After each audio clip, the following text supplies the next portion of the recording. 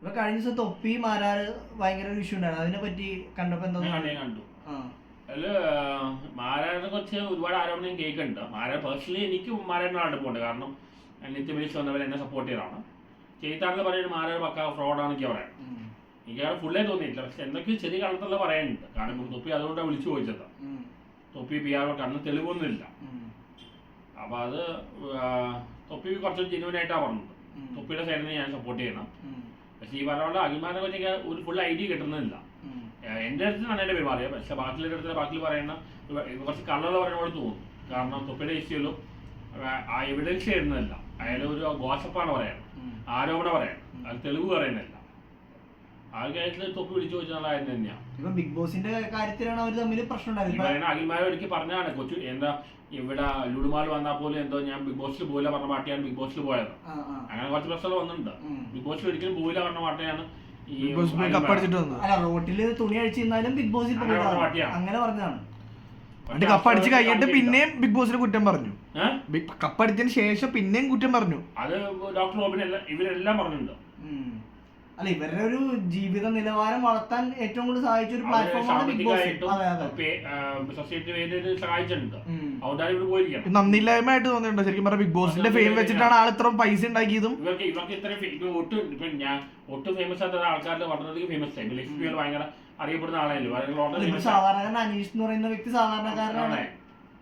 ഇവരെക്കാളും populate ഉള്ളവരാണ് ഞാൻ പെരേരയിലേക്ക് പറഞ്ഞത്. ഞങ്ങളുടെ എടുത്തിട്ട് പോലും ഇല്ല. ഞാൻ പോകാത്തുണ്ട്. പക്ഷെ പെരേര എന്താണ് അവർ വിളിക്കാതെ മനസ്സിലാവുന്നില്ല. അല്ല, അവിടെ ഒരുപാട് ടെസ്റ്റുകളുണ്ട്, മെന്റലി കാര്യങ്ങളൊക്കെ ഓക്കെ ആയാലും വിളിക്കുക. അവര് ടെസ്റ്റ് കഴിഞ്ഞു. ഒരു ടെസ്റ്റിലാ തന്നെ തോറ്റുപോയി. അത് തോറ്റുപോയാ അവരുടെ അവരെന്ന് പറയണ്ട.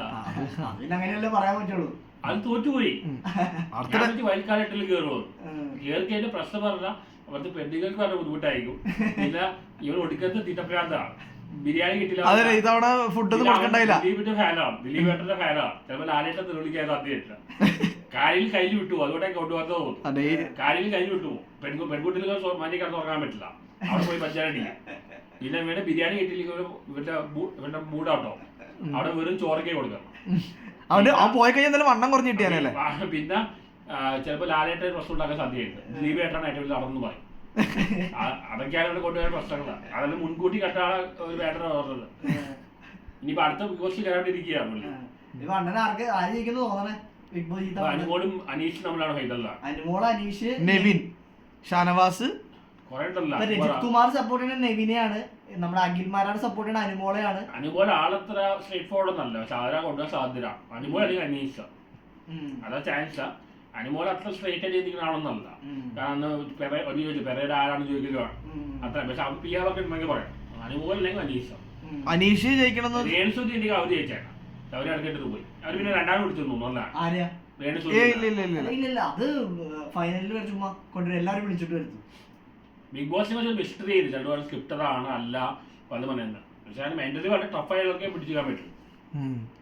എല്ലാവരും ട്രിഗർ ചെയ്യൂലേ, എല്ലാവരും തല്ലാൻ വേണ്ടി ശ്രമിപ്പിക്കൂലേ. മെന്റലി ഒക്കെ അല്ലെങ്കിൽ എന്തായാലും നിൽക്കാൻ പറ്റുന്ന ഒരു സ്ഥലമല്ല. പെരേര പറഞ്ഞത് ബിഗ് ബോസിൽ പോയി കഴിഞ്ഞാൽ അവരെല്ലാത്തിനും പിടിച്ചിരിക്കുന്നതാണ്. അതിന് വേണ്ടിയാണ് ഈ കോമാത്ത് മുഴുവൻ കാണിച്ചോണ്ടാണ്. എങ്ങനെയല്ല. പക്ഷെ ഇമാർക്ക് ഈ ഗ്യാങ്ങിന് ആർക്കും എങ്ങനെ സിനിമയിൽ കയറണം, എങ്ങനെ ബിഗ് ബോസിൽ കയറണം അറിയില്ല. അപ്പൊ കുറെ സ്പൂഫ് ചെയ്ത് നടക്കുകയാണ്. ഇവർക്ക് ഒരു ഐഡിയ ഇല്ല. ആട്ടായ ആയാലും വിഷു വെച്ചാണ്. ഈ പെരയുടെ കാര്യം പറഞ്ഞു. അവൻ വൈറലായി 2 ആഴ്ച കഴിഞ്ഞിട്ടാണ് ബിഗ് ബോസ് വന്നത്. അപ്പൊ അവൻ എന്നോട് ചോദിക്കാം ബിഗ് ബോസിൽ കയറാൻ പറ്റുമോ? വൈറലായിട്ട് 2 ആഴ്ച ആയിട്ടുള്ളൂ. ഇവിടെ ബിഗ് ബോസ് വലിയ സ്വപ്നമായിരുന്നു. പിന്നെ ലാലേട്ടന് പണിയടിക്കുക. മോഹൻലാലിന് സെലക്ഷൻ ബോക്സായിട്ട് ഒരു ബന്ധവുമില്ല. ഇവർക്ക് ഒരു ഐഡിയ ഇല്ല. എന്തൊക്കെയോ കാര്യം കൊടുക്കുകയാണ്. ഇതെല്ലാം കാണിച്ചു കഴിഞ്ഞാൽ ഇത് കയറുന്നു വിചാരിക്കണം. അവസാനം സിനിമയിലും കയറാൻ പറ്റുന്നില്ല, ബിഗ് ബോസിൽ കയറാൻ പറ്റുന്നില്ല. ഇപ്പൊ ബിസിനസ് ചെയ്യാണ്ടിരിക്കുകയാണ്.